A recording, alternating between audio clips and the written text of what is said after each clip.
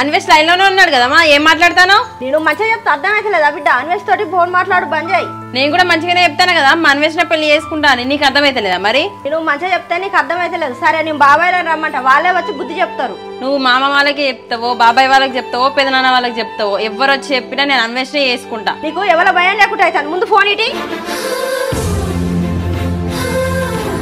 ఏంటి అమ్మా ఈ ఫోన్ గుంజుకుడు? ఫోనే కాదు, ఇప్పటి నుండి నువ్వు నాకు చెప్పకుండా ఈ గేటే దాటద్దు.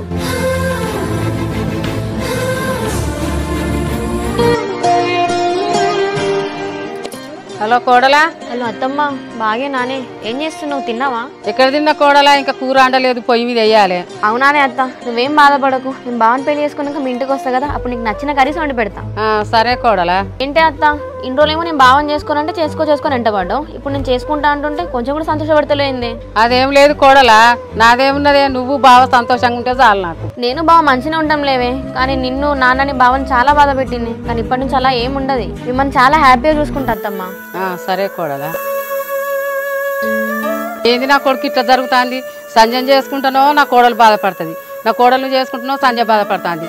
మరి ఏ దేవుడు ఏమనుకుంటాడో.